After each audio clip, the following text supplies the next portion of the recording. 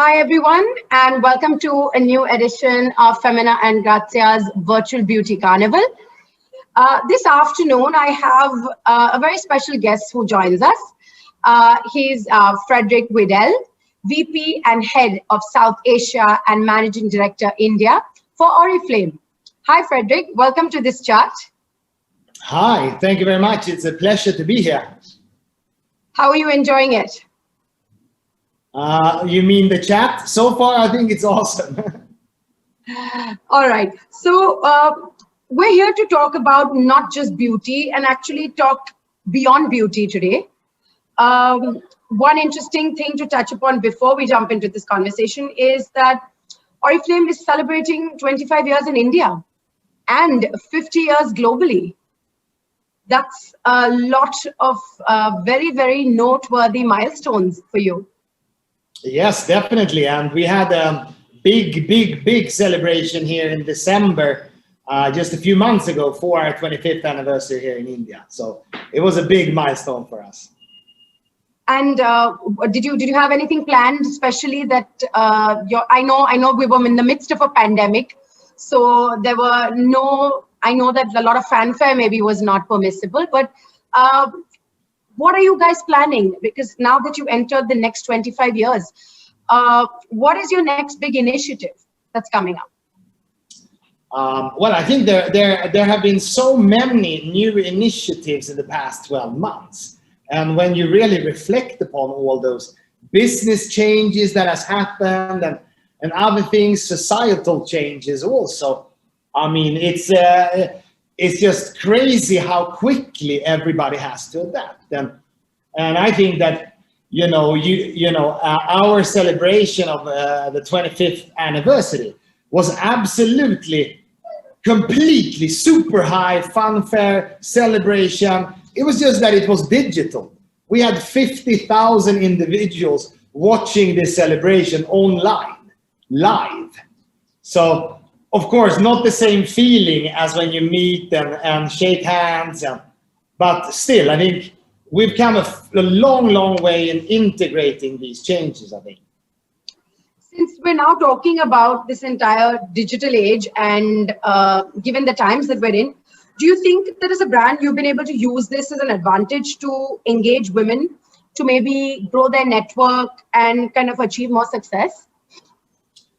Absolutely. I definitely think so. And Oriflame, we were perhaps somewhat lucky that we had already transcended into digital support tools pre-pandemic. So when the pandemic hit us, we were very quick in switching over to 100% virtuality as it was for many months.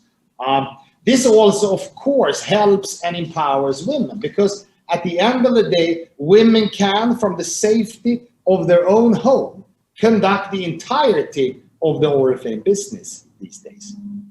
That's true. So Oriflame has been sparking a flame of entrepreneurship in women for years now.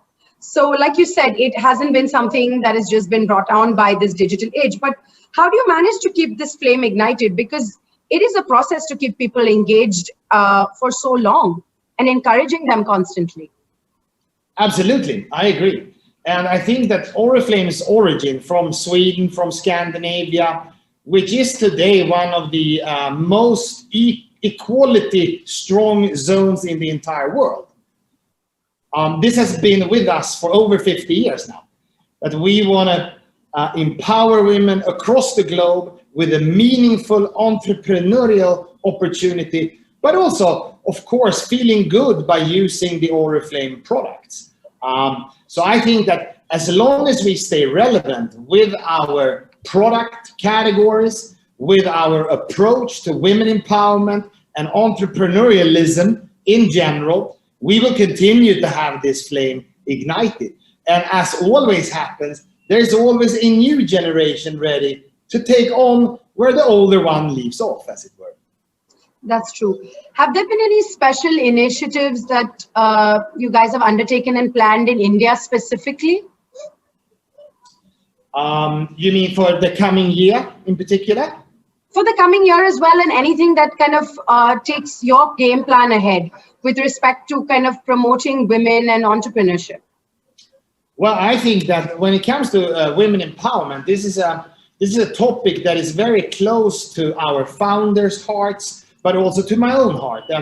Every year we drive initiatives in various kinds through public conclaves, but also through a very serious and long-term standing CSR initiative where we help girl children here in North India through our association with Depalia. And that's been ongoing for 15 years, and we plan to continue that for many more years. Right now, we've seen some 8,000 girl children go through school from first grade to high school. And it is truly a privilege to see how this truly helps empower these young women, but also what a fantastic work Depalia is doing at their schools. Are there any other global initiatives that have also kind of become so popular that you brought them down to India?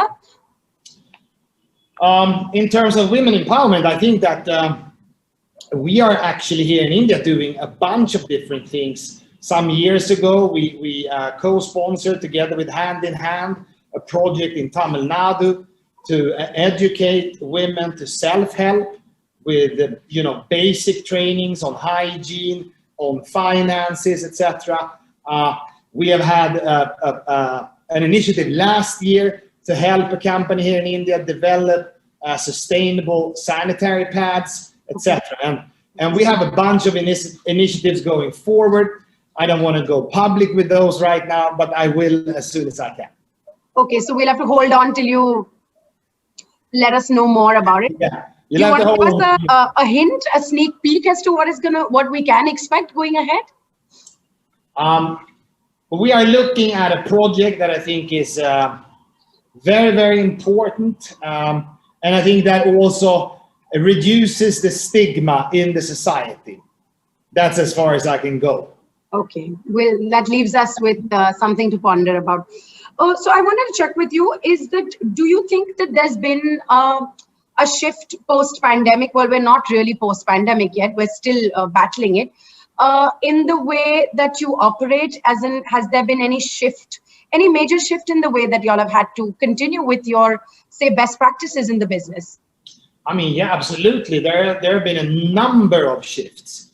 And I think that early during 2020, and when the pandemic hit us, we realized that office centricity will not be that important in the future.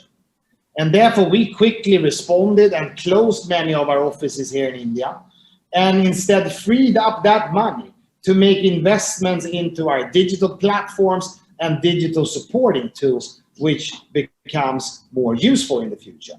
So another thing that I have learned, and I think Oriflame as a company in general, we used to travel every single week back and forth to various places and do business reviews and meet people and all that thing, and I have decided that for us here working in South Asia and India, we will no longer travel for business reviews. Those can easily be done on Zoom, Teams, Google Meet, whatever platform you want, and instead travel when we build culture, when we recognize people. And that I think makes much more sense. And unfortunately, one could say it had to take a pandemic for that realization. For everyone to understand that, yeah, unfortunately. Do you think also the way we've been isolated all these months, working in smaller patterns and different patterns, so to say, that you've had to kind of work a little bit more harder to promote a little bit of skill and self-confidence in your network of consultants? Yes, absolutely. I absolutely believe so. And especially as from one day to the next, everybody had to be virtual. And, the knowledge of people could be from very little to extremely high. So we had to really and truly up our games in terms of how we train people, how often we have interactions with our brand partners. And we actually, I don't know if you can believe this, but we actually did nearly 20,000 trainings last year. Oh, and this was all virtually during the lockdown and all virtually joined, and we had nearly 18 lakhs attendees. that is massive numbers. That is massive. So I think we did a great job adapting to the circumstances, but I also think our brand partners really switched on quickly. So very proud. So I would say that Oriflame as a brand has been sparking this flame of entrepreneurship long before any other brands have been doing it. So you have this kind of first mover advantage to that. How do you capitalize on that? Well, I think the first mover advantage is not something that you have in eternity, unfortunately. Yes, absolutely. And now we have been here for 25 years, and we were, in fact, the first direct selling company in India. So I think that today we have a very solid brand name here in India. And I think we continue to evolve in how we make sure that we present our entrepreneurial business opportunity and how we present our high quality products. It's also an interesting story how, like you said, a Swedish brand has become a household name in India. There has to be something that you can shed a little bit of light on about how you achieved that. Well, let me put it this way. It hasn't been easy. You know, it's never easy to build a brand wherever you are. And I think that we were here in the beginning, and 25 years for an organization is a fair amount of time. And we've had a very, very good management in India for many years. And we have really learned and understood this marketplace. And I think that once you understand the marketplace fully, and India, which is so complex, given all the different cultures, languages, etc., once you understand it fully, which perhaps you will never really do fully, but once you understand it, to an adequate level, then you have a different playing field. And I believe that Oriflame is right there. We are ready to continue our successful growth journey for the next 25 years too. And are these goals in India, of course, aligned with your global goals and policies as well? Absolutely. And we have 6 strategic markets around the globe. And right. It's of course one of those. India is one of those strategic Yes. ones. Yes. That's very good. That's actually really interesting to know. So how do you manage to keep this flame ignited? Because there is as we move along the digital age, there's so many new things that are constantly coming up. There are young women entrepreneurs popping up all the time, wanting to do different things. How is there a new kind of, I would say, ingredient that you keep adding to kind of get people more interested and kind of expand your network that you already have? Absolutely. And I think that, let's take the young customer of today. Right. And compare that person with the young customer of my age. And I'm not super old, but hey, I'm older than young at least. But there's a clear difference in what the younger customer today wishes from the companies where they buy their products. Right. For instance, there's a much greater demand on the companies to be ethical, to have sustainability processes and standards in place, to perhaps give back some to the societies and where they operate and so forth. And this is Oriflame's advantage. We started with this from the beginning.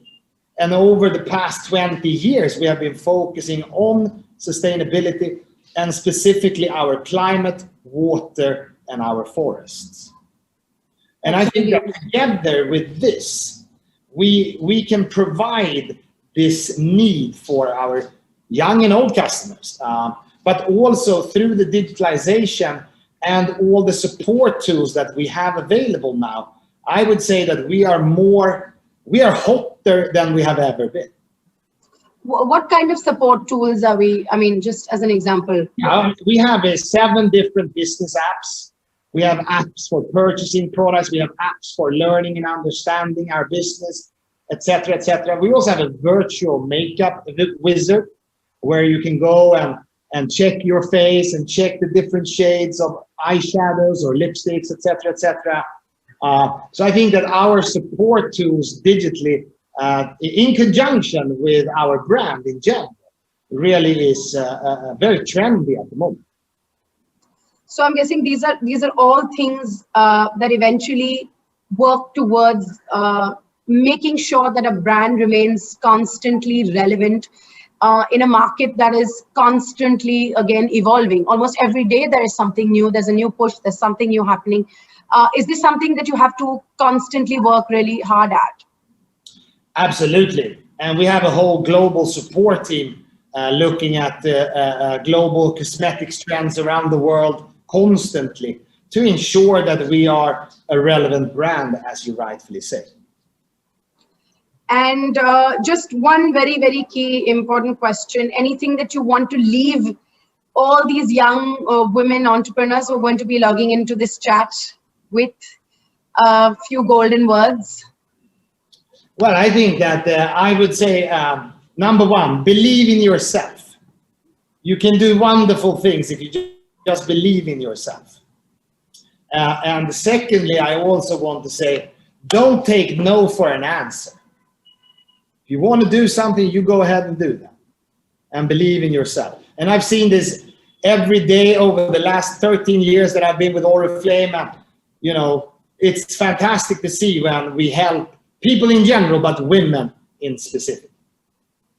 And any special story that has come your way that you want to share with us in all these long, wonderful years, where something has come back to literally kind of, it's come like a whole circle, you know? Yeah. Well, I mean, when it comes to experiences and empowerment, empowerment happens through many different sources, in my opinion. Education, finances, but also experiences. And I remember once I was flying with some 250 women from India, and some men also. And we were all going to Stockholm in Sweden. And we were on the, on the plane, waiting on that line before you actually get onto the plane. And there was a lady in front of me, and all of a sudden when she got onto the plane, she just stopped. And I was thinking, oh my gosh, maybe she's scared of flying. What's happening? You know, she just froze there. And I said, excuse me, let's go. And she said, Frederic, wait, I'm savoring this moment. This is the first time I'm on an airplane. And those type of stories are in abundance, but we don't have time for all of them. Thank you so much for joining us today. We wish you all the best for the next 25 years ahead. And we're waiting and hooked on to find out what you're going to do next. You've left us with a little nugget of information. So we'll just wait to see how that rolls out then. Very good. Thank you very much. Thank you for joining us today. Bye. Thank you very much. Bye.